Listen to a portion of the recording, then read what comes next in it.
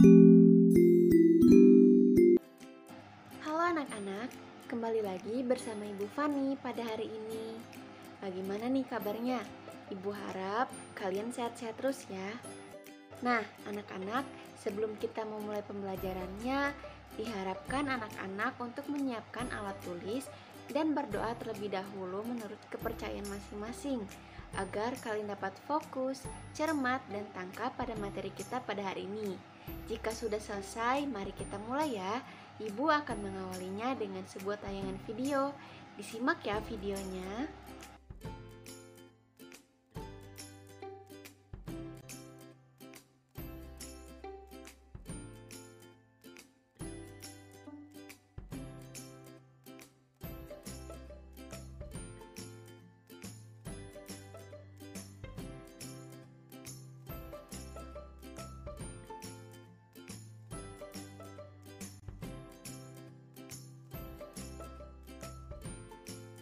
Wah, anak-anak, bagaimana videonya yang tadi? Apa yang kalian tangkap dan ketahui dari video tersebut? Betul, video tersebut menampilkan beberapa bencana atau pengaruh dari perubahan lingkungan fisik di daratan. Lalu, apa sih perubahan fisik itu? Lalu, bagaimana maksud dari pengaruh perubahan fisik itu? Ada yang tahu? Baik, kali ini akan Ibu jelaskan apa sih perubahan lingkungan fisik di daratan dan pengaruhnya.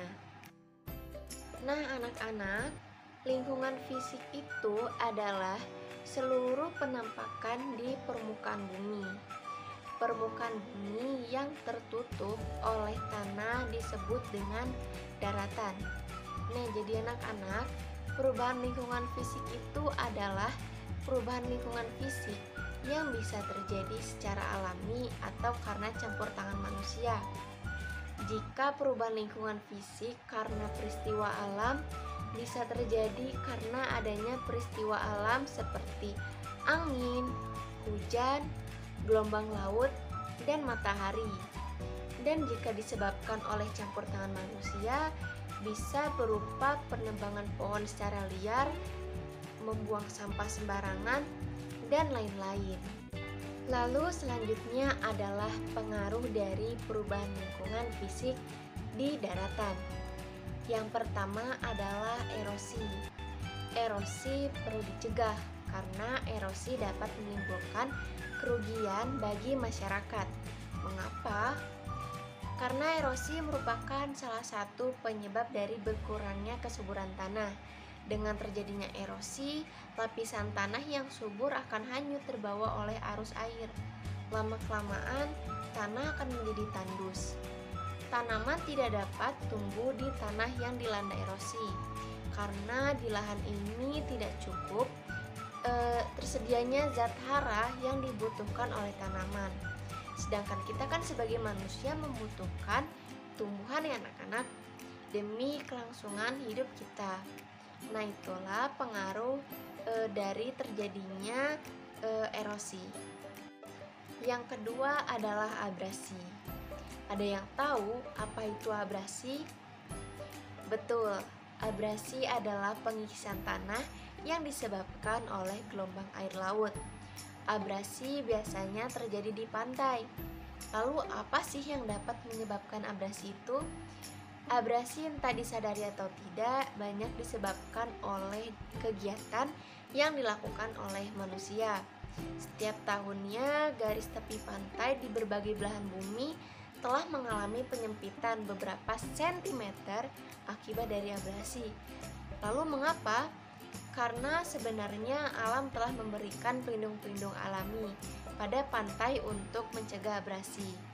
Pelindung-pelindung tersebut dapat berupa pohon-pohon atau batu karang yang berada di sekitar pantai.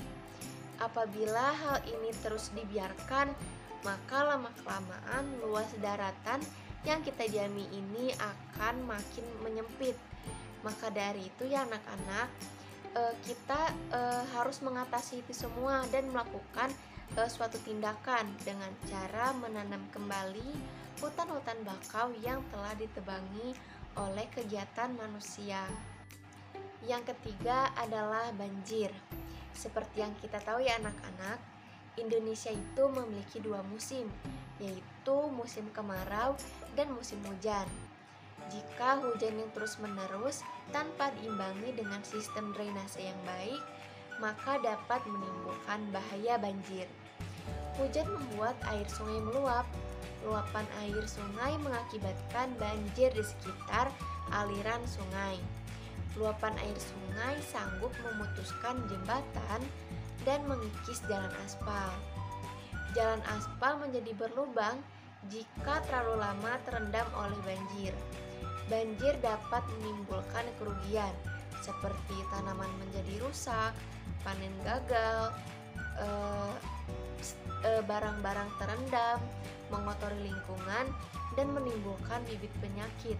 Dan masih banyak lagi kerugian yang dapat dialami karena banjir. Lalu yang keempat adalah tanah longsor. Tanah longsor terjadi di daerah yang miring. Pembangunan di daerah perbukitan dapat menyebabkan tanah longsor. Banyaknya pohon-pohon yang ditebangi oleh manusia membuat longsor semakin cepat terjadi. Hal ini dikarenakan pohon-pohon yang sebenarnya dapat mencegah angin yang dapat menimbulkan longsor. Hal tersebut dapat menyebabkan kerugian yang cukup besar. Salah satunya adalah rumah-rumah penduduk di sekitar perbukitan yang ikut terseret oleh tanah longsor. Maka dari itu, hal yang perlu dilakukan adalah dengan cara menanam dan menjaga kelestarian pohon. Pohon juga dapat menahan longsor karena dapat mencegah terjadinya erosi. Nah, bagaimana anak-anak? Kalian sudah paham bukan? Bagaimana sih pengaruh dari perubahan lingkungan fisik terhadap daratan? Kita sebagai manusia yang cinta pada lingkungan wajib sekali untuk menjaga lingkungan di sekitar kita. Hal kecil saja yang bisa dilakukan adalah dengan tidak membuang sampah sembarangan dan membantu untuk menanam pohon. Dari hal kecil tersebut, bila kita lakukan secara bersama-sama, akan menjadi suatu hal yang besar dan dapat menyelamatkan lingkungan kehidupan kita. Baiklah anak-anak, Ibu cukupkan pembelajaran kita pada hari ini. Semoga dari pembelajaran ini kalian dapat memahaminya. Jangan bosan untuk terus belajar ya anak-anak. Baiklah, terima kasih atas perhatiannya. Ibu akhiri dengan wassalamualaikum warahmatullahi wabarakatuh. Dadah.